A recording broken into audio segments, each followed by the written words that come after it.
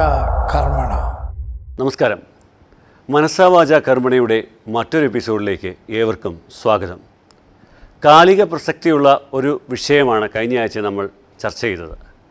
മറ്റൊരു വിഷയവുമായിട്ടാണ് ഇന്ന് ഞങ്ങൾ നിങ്ങളുടെ മുമ്പിലേക്ക് എത്തിയിരിക്കുന്നത്. എത്രയും സ്നേഹത്തോടെ നമുക്ക് സ്വാഗതം ചെയ്യാം counselling psychologist doctor John Panakkal. നമസ്കാരം സർ. നമസ്കാരം ഷിനോയി. നമ്മുടെ മനസ്സാ വാചാ കർമ്മണയുടെ 14ാമത്തെ എപ്പിസോഡാണ്. അതിലേക്ക് സാധാരണ ഹൃദ്യമായിട്ട് സ്വാഗതം ചെയ്യുകയാണ്. മുഖപ്രഭയുള്ള ഷിനോയിയുടെ സ്വാഗതം ഹൃദയം തുറന്ന് സ്വീകരിച്ചിരിക്കുന്നു. ഷിനോയി സൂചിപ്പിച്ചതുപോലെ പ്രിയപ്പെട്ട പ്രേക്ഷകരെ, ഇന്ന് 14ാമത്തെ എപ്പിസോഡാണ് മനസ്സാ വാചാ കർമ്മണയുടെ. ഈ എപ്പിസോഡിൽ എന്തായിരിക്കും ഞങ്ങൾ രണ്ടുപേരും കൂടെ വിചിന്തനം ചെയ്യാൻ സാധിക്കുന്നത് അല്ലെങ്കിൽ ഉദ്ദേശിക്കുന്നത് എന്നതിനെക്കുറിച്ച് ആദ്യമായിട്ട് ഒന്ന് സൂചിപ്പിക്കട്ടെ. നമ്മൾ എന്തിനെ ഭയക്കുന്നുവോ അത് നമ്മെ കയറി പിടിക്കും. ഒരു സത്യമാണ്. ഇംഗ്ലീഷിലൊരു ചൊല്ലുണ്ട് അതിനെപ്പറ്റി. What we are worried about will be around us. നമ്മൾ ഏത് സംഭവത്തെക്കുറിച്ചോ ദുരന്തത്തെക്കുറിച്ചോ നമ്മൾ ചിന്തിച്ചുകൊണ്ട് എപ്പോഴും ഇങ്ങനെ വിഷണ്ണനായിരിക്കുകയാണെങ്കിൽ ആ ദുരന്തം നമുക്ക് സംഭവിച്ചിരിക്കും, ഒരു സംശയവുമില്ല. അതിനെക്കുറിച്ചാണ് സംസാരിക്കാൻ ആഗ്രഹിക്കുന്നത്. എന്ത് പറയുന്നു ഷിനോയി? നല്ലത് തന്നെ. നമ്മുടെ നാട്ടിലൊരു പഴഞ്ചൊല്ലുണ്ട്, ഒരുവനെ തന്നെ നനച്ചിരുന്നാൽ വരുന്നതെല്ലാം അവനെന്ന് തോന്നും. ഉദാഹരണത്തിന്, ഒരു പെൺകുട്ടിക്ക് വിവാഹാലോചന. ചെറുക്കൻ പെണ്ണ് കാണാൻ വരുന്നു. അവൾ ഉടുത്തൊരുങ്ങി വൈകിട്ട് 4 മണിയായപ്പോൾ രാഹുകാലം എല്ലാം നോക്കി അങ്ങനെ കാത്തിരിക്കുകയാണ്. ഏത് കാറ് അവളുടെ വീടിൻ്റെ പടിക്കൽ കൂടെ പോയാലും ശരി, എൻ്റെ ചെറുക്കനാണോ വരുന്നത് എന്നുള്ള ഒരു ചിന്ത മനസ്സിൽ വരും. അപ്പോൾ അവൾ ആത്മാർത്ഥമായി ആ വരനെ, ഭാവി വരനെ, ഭർത്താവിനെ കാണുന്നതിന് വേണ്ടിയുള്ള അദമ്യമായ ആഗ്രഹത്തോടെ കാത്തിരിക്കുകയാണ്. അപ്പോൾ വരുന്നത് ഒരു പ്രായമായ വൃദ്ധൻ കാറിൽ കൂടെ പോയാലും അതെൻ്റെ ചെറുക്കനാണോ എന്ന് ചിന്തിച്ചു കൊണ്ടിരിക്കും. ഇത് നമ്മുടെ മനുഷ്യ മനസ്സിൻ്റെ ഒരു പ്രത്യേകതയാണ്. അതുകൊണ്ടാണ് പ്രായമായവർ, പഴമക്കാർ പറയുന്നത് ഒരുവനെ തന്നെ നനച്ചിരുന്നാൽ വരുന്നതെല്ലാം അവനെന്ന് തോന്നും എന്ന്. ഈ വെളുപ്പിനെ കാണുന്ന സ്വപ്നങ്ങളെക്കുറിച്ച് എൻ്റെ ഷിനോയിയുടെ അഭിപ്രായം എന്താ?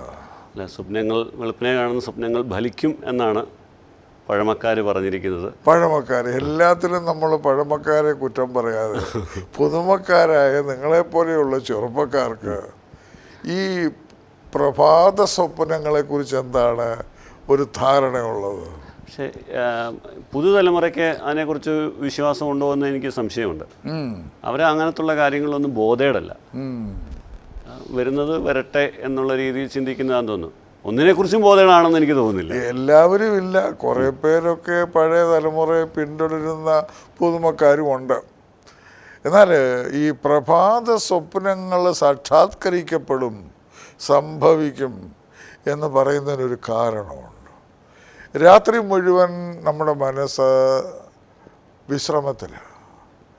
ഉൾമനസ്സല്ല, പുറം മനസ്സ്. മനസ്സ് രണ്ടുണ്ടല്ലോ, conscious mind and subconscious mind. Conscious mind വിശ്രമത്തിലായിരിക്കുമ്പോഴാണ് നമ്മൾ ഉറങ്ങുന്നത്. ഉറക്കത്തിന് തന്നെ 3 അവസ്ഥയുണ്ട്. ഡോസിങ്, ഒരു മയക്കം, അത് 10 മിനിറ്റും അരമണിക്കൂറും, വൃദ്ധന്മാരൊക്കെ ആണെന്നുണ്ടെങ്കിൽ 2 മണിക്കൂറൊക്കെ മയങ്ങാൻ കിടക്കത്തേ ഉള്ളൂ, ഉറങ്ങത്തില്ല. അത് കഴിഞ്ഞ് സോഫ്റ്റ് സ്ലീപ്പ്, ലഘുനിദ്ര, ഏത് ചെറിയ ശബ്ദം കേട്ടാലും ഉണരുന്ന ഒരു നിദ്ര. അത് കഴിഞ്ഞ് ഗാഠനിദ്ര. ഇതിനെക്കുറിച്ച് നമ്മളൊരു വേറൊരു എപ്പിസോഡിൽ പ്രതിപാദിച്ചിട്ടുണ്ട്. അതെ അതെ അതെ, ഓർമ്മയുണ്ടല്ലോ, സന്തോഷം. ഈ ഗാഠനിദ്ര മരിച്ചതിന് തുല്യമാണ്. ഇങ്ങനെ 3 സ്റ്റേജുണ്ട്. ഇതിൽ സോഫ്റ്റ് സ്ലീപ്പ് സമയത്താണ് സ്വപ്നങ്ങൾ കാണുന്നത്. Soft sleep 2 സമയത്തുണ്ട്. ഒന്ന്, ഉറങ്ങാൻ കിടന്നു കഴിഞ്ഞ് മയക്കം കഴിഞ്ഞാൽ സോഫ്റ്റ് സ്ലീപ്പാണ്. 2 ഉണരുന്നതിന് മുമ്പ് ഒരു സോഫ്റ്റ് സ്ലീപ്പുണ്ട്. ആ സമയം ആവുമ്പോഴത്തേക്കും നമ്മുടെ മനസ്സ് ശാന്തമായിരിക്കും. രാത്രിയിലെ പൂർണ്ണമായ വിശ്രമം കൊണ്ട് ശാന്തമായിട്ട് കിടക്കുമ്പോൾ ആ ശാന്തമായ മനസ്സിലേക്ക് ചില ഓളങ്ങൾ കയറി വരും. എന്താണെന്നറിയാമോ? നമ്മുടെ ആഗ്രഹങ്ങൾ. എനിക്ക് അടുത്ത പരീക്ഷയ്ക്ക് 95% മാർക്ക് വേണമെന്ന് ഇപ്പോൾ 10ൻ്റെയും 12ൻ്റെയും റിസൾട്ട് പ്രതീക്ഷിച്ചിരിക്കുകയല്ലയോ നമ്മുടെ കുഞ്ഞുങ്ങൾ. അപ്പോൾ ഇവരുടെ സോഫ്റ്റ് സ്ലീപ്പ് സമയത്ത് വെളുപ്പിനെ കയറി വരും ഒരു ചിന്ത, എനിക്ക് 95% മാർക്ക് കിട്ടി റാങ്ക് നേടി, എല്ലാ വിഷയത്തിനും ഞാൻ A+ വാങ്ങി എന്ന് ചിന്തിച്ചുകൊണ്ട് ആ ചിന്ത മാത്രം ദിവസത്തിൻ്റെ ഭൂരിഭാഗം സമയവും ഇങ്ങനെ നമ്മളെ ഹോണ്ട് ചെയ്യുകയാണെങ്കിൽ വെളുപ്പിനെ ഉള്ള സുഖനിദ്രയിൽ, ലഘുനിദ്രയിൽ നമുക്കൊരു സ്വപ്നം കാണും, നമ്മൾ A+ വാങ്ങിച്ചു പാസ്സായിരിക്കുന്നു, സ്കൂൾ അതോറിറ്റികളും മാതാപിതാക്കളും സ്നേഹിതരും സുഹൃത്തുക്കളുമൊക്കെ നമ്മളെ കൺഗ്രാജുലേറ്റ് ചെയ്യുന്നു എന്ന്. അപ്പോൾ ആ ഉറങ്ങിക്കിടക്കുന്ന ആളിൻ്റെ മുഖത്ത് നോക്കിയാൽ ഒരു പുഞ്ചിരിയൊക്കെ കാണും. സ്വപ്നം കാണുകയാണ് എങ്കിൽ തന്നെയും. എന്നാൽ പരീക്ഷയ്ക്ക് ഞാൻ തോറ്റുപോകാൻ സാധ്യതയുണ്ട്, ശരിക്ക് പെർഫോം ചെയ്തില്ല, അത് എഴുതി കഴിഞ്ഞ നാൾ തൊട്ട് നമ്മൾ വറീഡാണ് എങ്കിൽ ആ വെളുപ്പിനെയുള്ള സ്വപ്നത്തിൽ നമ്മൾ ഓളമടിച്ച് കിട്ടാൻ പോകും നമ്മൾ തോറ്റു എന്നുള്ളതാണ്. അപ്പോൾ വെളുപ്പിനെ ഉള്ള സ്വപ്നങ്ങൾക്ക് കാരണക്കാരെന്ന് പറയുന്നത് നമ്മൾ തന്നെ. നമ്മുടെ നല്ല ചിന്ത, നല്ല സ്വപ്നങ്ങൾ കാട്ടും നമ്മുടെ ദുരവസ്ഥയിൽ കൂടെ ഉണ്ടാകുന്ന മറ്റ് ചിന്തകൾ, ദുർചിന്തകൾ നമുക്ക് ദുർസ്വപ്നങ്ങൾ ഉണ്ടാക്കും. ഇത് എല്ലാ വ്യക്തികൾക്കും ഫലപ്രദമാകണമെന്ന് നിർബന്ധമുണ്ടോ? തീർച്ചയായിട്ടും മനുഷ്യ മനസ്സിൻ്റെ പ്രക്രിയകൾ. ഞാൻ ചോദിച്ചത് അതല്ല സാറേ.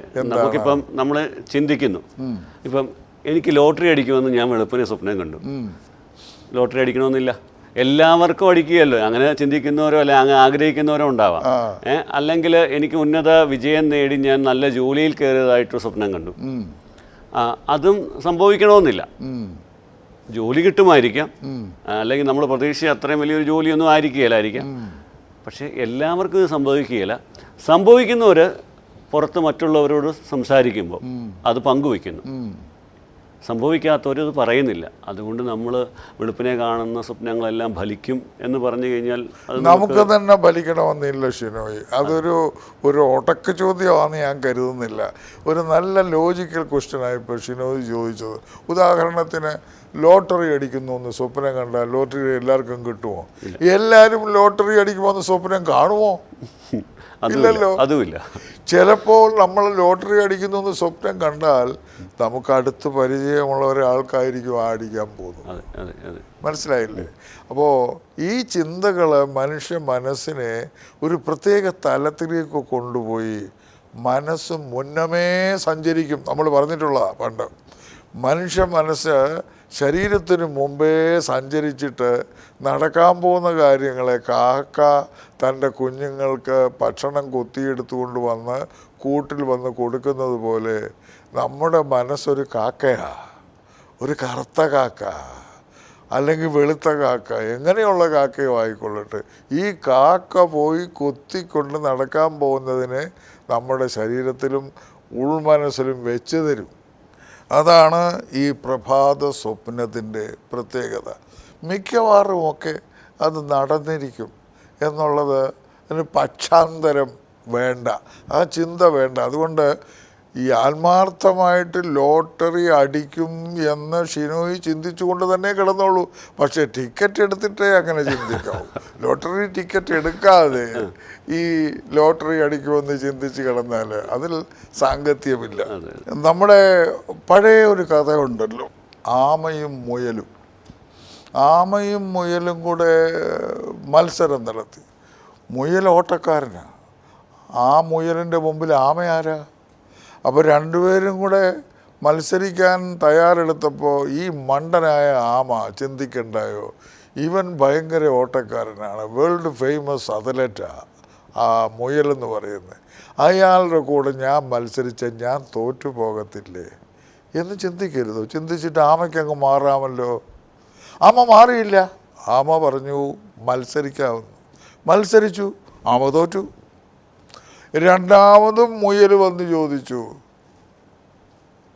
തോറ്റത് മതിയായില്ലേ? ഇല്ല, ഒന്നുകൂടെ നമുക്ക് മത്സരിക്കാമെന്ന് ആമ അങ്ങോട്ട് കയറി പറഞ്ഞു. ആമ മാറി ചിന്തിച്ചു. മാറി ചിന്തിച്ചിട്ട് മുയലിനോട് പറയാതെ പുതിയ ഒരു ട്രാക്ക് എടുത്തു. പുതിയ ഒരു ട്രാക്ക് പോകുമ്പോൾ അതിൻ്റെ ഇടയ്ക്ക് ഒരു വെള്ളക്കെട്ടുണ്ട്. വെള്ളത്തിനകത്തൂടെ മുയലിന് ചാടാനൊക്കത്തില്ലല്ലോ. അപ്പോൾ ആമയുടെ സഹായം വേണം. ആമ കരയ്ക്കും വെള്ളത്തിലും യാത്ര ചെയ്യും. രണ്ടുപേരും കൂടെ തിരിച്ചു. ആമ പതുക്കെ പോയി, മുയൽ പോയി വെള്ളത്തിൻ്റെ കരയ്ക്ക് നിങ്ങിയ കരയ്ക്ക് എന്ന് അവിടെ നിൽക്കുക. ആമ ചെല്ലേണ്ടി വന്നു. ആമ ചെന്ന് കഴിഞ്ഞപ്പോൾ ആമ പറഞ്ഞു, മാറി ചിന്തിച്ചു ആമ, എൻ്റെ പുറത്തോട്ട് കയറിക്കോ, ഞാൻ അങ്ങേക്കരയ്ക്ക് ഉണ്ടാക്കാം. അങ്ങേക്കരയ്ക്ക് എത്തിയ രണ്ടുപേരും കൂടെ ഒരുമിച്ചല്ലേ? ആണല്ലോ. മാറി ചിന്തിക്കാൻ നമുക്ക് കഴിയണം. നമ്മളെപ്പോഴും നമുക്ക് വരാനിരിക്കുന്ന ഒരു ദുരന്തത്തെക്കുറിച്ച് മാത്രം ചിന്തിച്ചുകൊണ്ട് ആ ദുരന്തത്തിൻ്റെ ഭീകരതയിൽ നമ്മുടെ മനസ്സിലേക്ക് ഓളങ്ങൾ അടിച്ച് കയറ്റിയാൽ ആ ദുരന്തം നമുക്ക് സംഭവിച്ചിരിക്കും. സംഭവാമി യുഗേ യുഗേ. എന്നാൽ അങ്ങനെ ഒരു ദുരന്ത ചിന്ത നമ്മളെ ഹോണ്ട് ചെയ്യുന്നു എങ്കിൽ, ഞാൻ പരീക്ഷയ്ക്ക് തോക്കും എന്നാണ് എൻ്റെ ഉൾമനസ്സ് 24 മണിക്കൂറും പരീക്ഷാഫലം വരുന്നതിന് മുമ്പ് എന്നെ ഭരിക്കുന്നത് എങ്കിൽ, ഞാനൊന്ന് മാറി ചിന്തിക്കണം. ഷിനോയ്, പലപ്പോഴും നമ്മൾ മാറി ചിന്തിക്കാൻ തയ്യാറെടുപ്പുള്ളവരല്ല. നമുക്കത് സാധ്യമല്ല. നമ്മളതിന് മെനക്കെടത്തില്ല. മടിയന്മാരാണ് നമ്മൾ. എൻ്റെ ജീവിതത്തിൽ ഒരു അപകടമുണ്ടാകാൻ പോകുന്നു, ഒരു കടക്കണിയിൽ ഞാൻ വീഴാൻ പോകുന്നു എന്നുള്ള ഇൻഡിക്കേഷൻസ് നമ്മുടെ മനസ്സ് നേരത്തെ മുന്നമേ പോയി കൊത്തിയെടുത്തുകൊണ്ട് വന്ന് നമുക്ക് തരുന്നു എങ്കിൽ മാറി ചിന്തിക്കണം. ഞാൻ അങ്ങനെയുള്ള ഇടപാടുകളിൽ നിന്ന് മാറി നിൽക്കണം. മാറി നിന്ന് കഴിയുമ്പോൾ എൻ്റെ മനസ്സ് പതുക്കെ പുതിയ ചിന്തയെ ഉൾക്കൊള്ളാൻ ശ്രമിക്കും. ഞാൻ കടമെടുക്കുകയില്ല, എങ്ങനെയും പിടിച്ചു നിൽക്കും. എടുക്കേണ്ടി വന്നാൽ തന്നെയും അത് വീട്ടുന്നതിനുള്ള മാർഗങ്ങൾ എനിക്കുണ്ടാകും എന്നാത്മാർത്ഥമായി വിശ്വസിച്ചുകൊണ്ട് ആ മാറ്റൊലി നമ്മുടെ ഹൃദയത്തിൽ മനസ്സിൽ പതിക്കുമ്പോൾ ആ മാറി ചിന്ത പുതിയ ഓളങ്ങൾ നമ്മുടെ മനസ്സിലുണ്ടാക്കും. ഈ മനസ്സിനെ ഈ തോന്നൽ വരുത്തുന്നത് ദൈവികമാണോ അതോ ശാസ്ത്രമാണോ? ഈശ്വരനിൽ വിശ്വസിക്കുന്നവർ അതിനെ ദൈവികമെന്ന് പറയാം. ശാസ്ത്രത്തിൽ വിശ്വസിക്കുന്നവർ ശാസ്ത്രീയമെന്നും പറയും.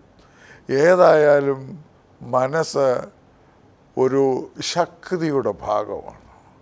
അതിനെ ദൈവികമെന്നോ ശാസ്ത്രീയമെന്നോ എന്ത് വേണമെങ്കിലും പറയാം. പക്ഷെ ഞാൻ വിശ്വസിക്കുന്നതുകൊണ്ട് ശാസ്ത്രവും ദൈവത്തിൻ്റെ അംശമാണ്. പഴയ കാലത്ത് ശാസ്ത്രവും ദൈവികവും ശാസ്ത്രീയവും തമ്മിൽ വഴക്കായിരുന്നു, അടിയായിരുന്നു. അപ്പോൾ സാർ പറഞ്ഞു വെക്കുന്നത് അത് ദൈവികം തന്നെയാണ്. അതെ, ദൈവികം തന്നെയാണ്. ശാസ്ത്രമെന്ന് പറയുന്നതും ദൈവികമാണ്. സർവവും ഈശ്വരമയമാണ്. സർവവും പരമാത്മാവിൻ്റെ വ്യാപാരത്തിലൂടെ ഉണ്ടായതും ഭരിക്കപ്പെടുന്നതുമാണ് എന്ന് ഞാൻ വിശ്വസിക്കുന്നു. പടച്ചോൻ്റെ കൃപയില്ലാതെ ജീവിക്കാനൊക്കെ ഇല്ല, ഒരിക്കലും. ആ കൃപ ഒഴുകുന്നതിന് ഒരു സോഴ്സ് വേണം, ഒരു മുഖാന്തരം വേണം. ആ മുഖാന്തരത്തിൽ വിശ്വസിച്ചാൽ ആ മുഖാന്തരത്തെ, ആ സോഴ്സിനെ നമ്മൾ ചിലപ്പോൾ ജനശക്തിയെന്നോ ശാസ്ത്രമെന്നോ മനുഷ്യൻ്റെ മനസ്സിൻ്റെ കഴിവെന്നോ അവൻ്റെ ബുദ്ധിയുടെ കൂർമ്മതയെന്നോ എന്ത് വേണമെങ്കിലും വിശേഷിപ്പിക്കാം. പക്ഷേ സത്യത്തിൽ അത് ദൈവമയമാണ് എന്നാണ് ഈ ഉള്ളവൻ വിശ്വസിക്കുന്നത്. മാറി ചിന്തിക്കാൻ പഠിക്കണം. ഏത് സാഹചര്യത്തിലായിരുന്നാലും ശരി, ഒരു മാറിച്ചിന്ത നമുക്കുണ്ടായാൽ ശത്രുവിനെ വരെ മിത്രമാക്കാൻ പറ്റും. ദുരന്തത്തെ വരെ നല്ല ഫേവറബിൾ ഇവൻ്റാക്കി മാറ്റുവാൻ, അനുകൂലമായ ഒരു ഫലമായി മാറ്റുവാൻ നമുക്ക് സാധിക്കും. മാറി ചിന്ത നമ്മുടെ ഓരോരുത്തരുടെയും ജീവിതത്തിൻ്റെ മുഖമുദ്രയാകട്ടെ എന്ന് നമ്മുടെ ബഹുമാന്യരായ പ്രേക്ഷകരെ ഓർമ്മപ്പെടുത്തിക്കൊണ്ട് ഓവർ ടു യു ഷിനോയ്. വളരെ നന്ദി സർ. ജീവിതത്തിൻ്റെ വിഷമസന്ധികളിൽ മാറി ചിന്തിക്കാൻ, സാറ് പറഞ്ഞതുപോലെ മാറി ചിന്തിക്കാൻ നമുക്ക് ഓരോരുത്തർക്കും കഴിയട്ടെ എന്ന് ആശംസിക്കുന്നു. മറ്റൊരു എപ്പിസോഡുമായി അടുത്ത ആഴ്ച വീണ്ടും കാണാം. Signing off, Shinoy Pulickan.